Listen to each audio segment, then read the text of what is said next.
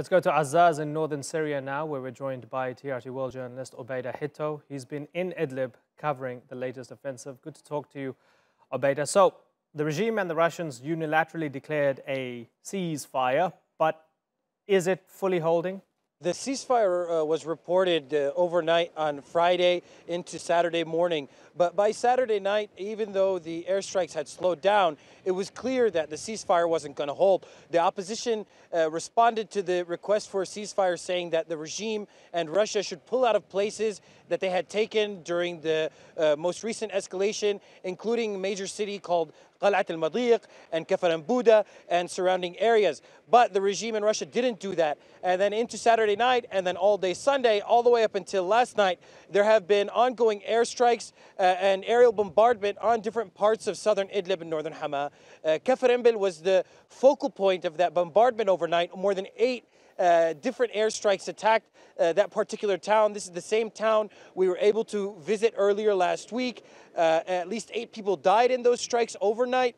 And another hospital, believe it or not, in Kafar al-Buda called Maryam Hospital, which is an obstetrics gynecology hospital that had at least 50 employees, including 7 doctors and 20 nurses. It's completely out of service now, cutting lots of vulnerable people off of critical medical care, especially women and newborn children. So the ceasefire that was reported over the weekend has not held up. That's why this morning the Turkish Defense Minister Hulusi Akar, he spoke to the Russian Defense Minister Shoigu, and they said that they were going to take special measures to make sure that a de-escalation zone stands in Idlib, but it's still not clear what those measures are exactly. Okay, and Obaida, how much of a difference is there between who they claim to be hitting and who has been actually hit?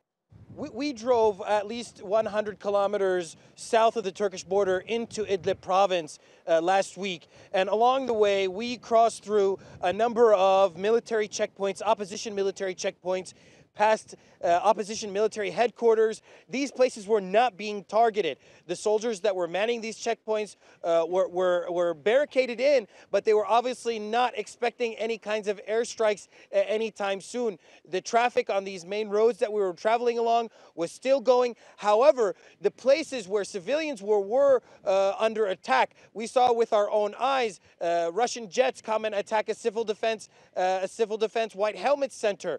And this place, the particular location we were in Syria called Kafar al-Buda, is filled with civilians. These were not frontline positions. There weren't any kind of militant factions to be seen. There was not a significant presence of guns or different kinds of heavy weapons in the streets. This was a civilian neighborhood, and this was a civilian target. We also had the chance to visit a hospital. We were planning to visit 2, but because the jets were flying above us, we weren't able to visit the second one. But the one hospital we did see, they tell us, was similar to the scene at the other hospital. Complete destruction. The hospital was multiple floors, at least 3 floors high. All 3 floors were completely destroyed, including the basement level. It was completely gutted from the inside. All of the equipment was covered in dust and rubble and twisted metal. It was completely out of service, and there was nothing that any of the doctors or nurses or hospital employees could do to salvage much of that hospital. And so it's very clear that Russia and the regime have been targeting critical civilian infrastructure. In the past 3 weeks of escalation, they've targeted schools, hospitals, civil defense white helmets facilities. These are all critical infrastructure that give a lifeline to the civilians who live in these areas. But because the regime in Russia have been making it a point to target these locations, civilians are thinking twice about staying where they are. Right. Obaida Hitto, really good to talk to you. Thanks for joining us from the ground in Syria. Let's bring in our panel now. In the Turkish city of Gaziantep is Murat Aslan. He led the intelligence division within the Turkish Armed Forces and is now a security researcher at the think tank, the SETA Foundation.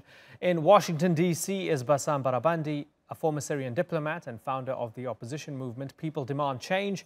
And in London is journalist and Syrian analyst Danny Makki. Gentlemen, thanks for joining us. Murat Aslan, our correspondent on the ground, suggests that the evidence over the weekend shows that the ceasefire is not holding. Are you surprised by that? Actually, I'm not surprised because if you count the number of attacks of Assad regime supported or backed by Russian armed forces, it's about 40 to 50. That means currently the ceasefire is just on the paper, but not aligned by the Assad regime, and for sure opposing parties in Idlib will respond that kind of attacks in the region. So there will be a kind of escalation of mutual attacks, despite there's an agreed de-escalation zone. So the current events indicate that there will be an escalation in the coming days. Danny Maki, the Russian and Syrian regime offensive at this moment, whether the ceasefire is holding or not, has it been justified? Well, I wouldn't say if it's been justified or not. There's definitely been a reason and a cause from their perspective to undertake this offensive. And the reasons for that are ultimately to seize as much ground as possible and to prevent attacks on different areas of government-held territory. I mean, I would actually argue with you because I wouldn't even say it's a proper offensive. I think it's a very limited attack on what is essentially a border area between government-held territory in Idlib. I would not go as far as saying it's a proper offensive. What does it tell us? I don't think there's a big end game. That's interesting, Danny, because what does it tell us about the nature of this war if it's a minor offensive and 150,000 people are on the move, hundreds are dead? What does that tell us about this war? I mean, it would definitely say that if there was a very big operation to retake the entire Idlib province in the future, it would have dire humanitarian circumstances and repercussions. And that's something which I think all countries involved would want to avoid at this particular moment. And at the moment, as you've said, I mean, there's already been a lot of humanitarian cost for this limited offensive, we could say. But for the time being, it's kind of slowed down and it's not going as quickly as I think Damascus and the Russians wanted it to go at the start. But there are going to be consequences, whatever pathway this takes. Okay. And I think it's better for all sides at the moment to reach an agreement rather than have a few minor pieces of conquest gained by military warfare. Bassam Barabandi, let's try and get into the minds of Assad and Putin and others conducting this offensive, right? They look at Hayat Tahrir Sham, former Jabhat al-Nusra, Al-Qaeda linked. They see them as clear terrorists. Their partners in agreement, such as Turkey and others, say these are clear terrorists as well. So from their perspective, why not go after these guys and take them out? They need more the lands. They need more to conquer the lands. I don't agree with Danny. It's not small operation. It's literally large operation. They have been killing, destroying hospitals, schools, all infrastructure, civil infrastructures. They wanted just to kick all the people out of these areas so it will be empty for them and easy for them to take control out of it. Jabhat al-Nusra, HTS, are terrorist group. The only way, I think, to get them out is to empower the people of Idlib, the civilian in Idlib. They are capable and able to kick them out. Yet, due to the regime, Russian daily attacks and criminal attack that we saw in the last few days, they are giving more HTS the upper hand to say, look to the people of the locals, we are defending you. And that makes Turkey in very difficult positions. It makes the Syrian people in very difficult positions. They didn't attack any position of HTS. The only attacks, it's documented, it's school, hospitals, infrastructures, houses, even IDPs camps. And that makes difficult situation for everyone. Is that deliberate, right? Is that possibly because... It's 100%. I mean, maybe, it's 100% maybe they're just incompetent. Maybe they're just incompetent. They're trying to bomb HTS and they're missing. That could be, just in case there's all the international humanitarian group who working in Idlib or who used to work in Idlib. They gave all the coordinate of hospitals and the schools and the humanitarian facilities to the UN to tell the Russian, this is hospitals, this is schools, this infrastructure. We as international NGOs, we are there. We know it's pure humanitarian. And the Russians exactly use that coordinate to attack these hospitals. So they know what they are doing. They want this area free of people. So they are putting more pressure on Turkey on a humanitarian level, on refugees, IDPs, and they are benefiting HTS. All this, it's empower HTS rather than weakening HTS. Okay, so Murat Aslan, if you go back to your former position, if you were in your former position and you were analyzing this, would you consider that the Russians are doing this deliberately, and the Assad regime, that they're deliberately bombing hospitals and medical centers. 19, as far as I understand, have been destroyed or disabled in the past 20 days. Would they actually nefariously, deliberately be doing this? Well, it's a tough question, but every act creates a reaction. If Russians or Assad regime attacks any targets in Idlib, that means there will be a response. We know that the problem is not about the presence of HTS or some other groups in the region, but the location of Idlib, because Idlib is just in the middle of Hama, Latakia, and Aleppo. Then all the roads are just meet each other in Idlib, and that's a threat for the military presence of Russia at the east of Mediterranean Sea, and also Assad regime's line of transportations or communications. Then Russia and Assad regime wants to push all the opposing elements in Idlib to push back, and including civilians. That's the issue. And Turkey is concerned with humanitarian aspect of this problem, because if these individuals, population, and they are immigrated here from East Ghouta, Aleppo, and some other parts at the south of Sham, as you know, then they will forced to evacuate the region one more time. So social consequences, then Turkey is capable of managing another humanitarian disaster in the region? I believe no, because we are currently hosting about 6 million immigrants, and we will add maybe another million, and that's not manageable. That's the issue. Right. Danny Maki, given what the Assad regime and the Russians have been doing, would it be reasonable for Turkey to walk away from the deal now and say you guys aren't holding up your end?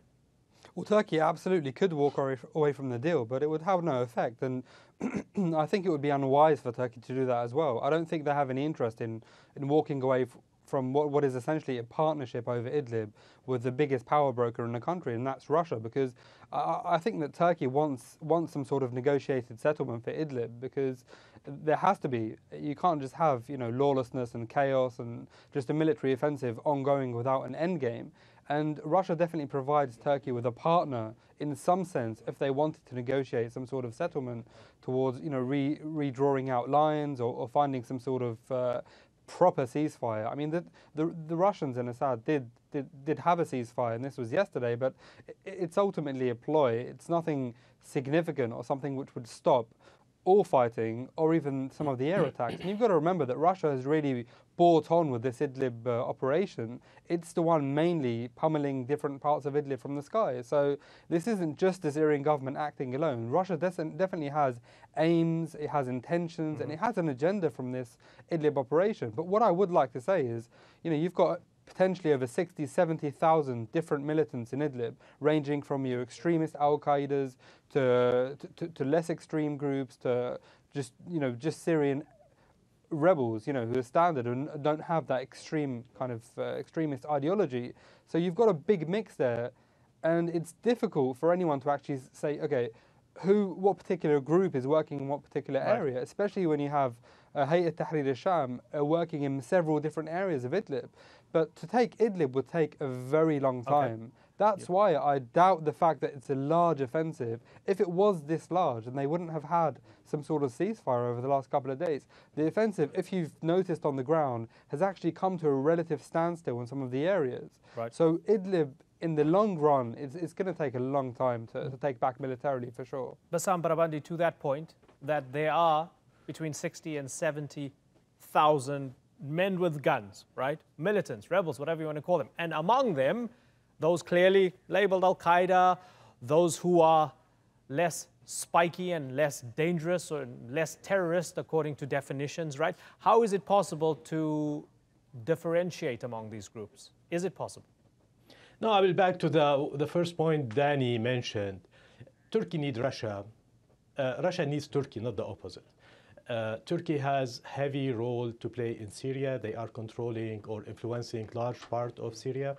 Russia without Turkey cannot have any peace process or any political process, whatever you call it. So Turkey have an upper hand. And I think here where Turkey can play a major role to stop Russia from attacking the civilian the way they have been doing for the last few days. As for the second question, I don't know where the 70,000 number coming from. We don't know. Nobody knows, I think, what the number are. There's terrorist Okay, group, let's ask HTS Danny, where's the number There's from? no doubt about it. Danny, where's the number from? I mean, some numbers even say up to 100,000. I mean, we're giving you a very moderate estimate in terms of 50 to 60,000. If you take just the militants who've been sent to Idlib from other areas of Syria, you've got about 20,000 alone. So obviously in Idlib there'd naturally be about 20 to 30,000. So we're speaking about a minimum of 50,000, just by logic. Okay, Bassam? I doubt the numbers, but here's not the issue. There's big problem. There's HTS terrorist group. It's in Idlib. They control a big large of the geography over there. There's no question about it. What is Russia and the regime are doing doesn't solve the problem at all. It makes it much worse. Turkey have a major role to play, and I think they should stand very tough on Russians on Idlib. They cannot just keep silent. Russia needs Turkey, and Turkey should have influenced its position with Russia to save these civilians. Killing or getting rid of the HTS, it cannot be done without the locals. The locals, they know who are the terrorists, and they need some kind of stability of time. We need 2 years of stability, and these locals will be able to kick this HTS out. The more you attack the locals, the more you are empowering HTS. This is the equation that Assad has played from day one.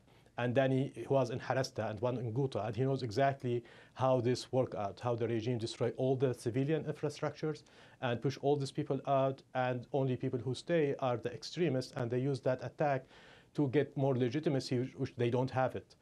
So I think the way forward, Russia and the regime should back up.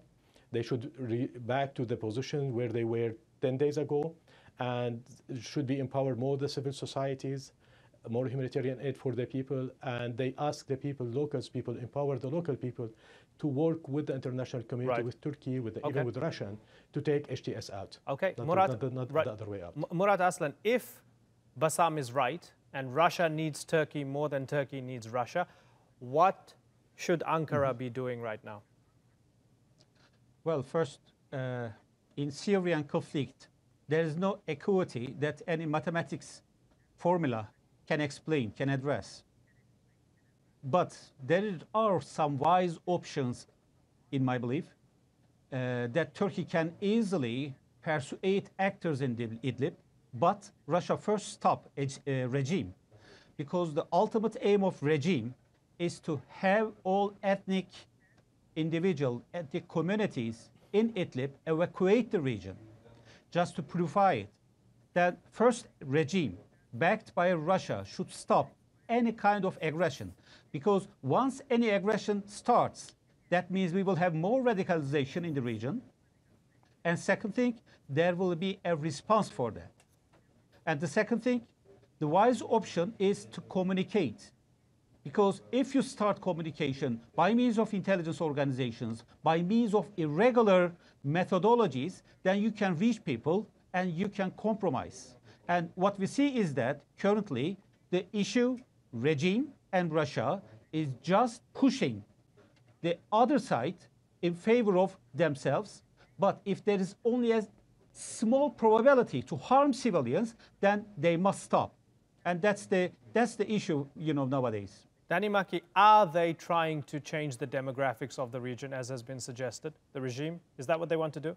I think it would be very difficult to change any demographics, especially in Idlib, where you have almost a large percentage of the population is ethnically Sunni.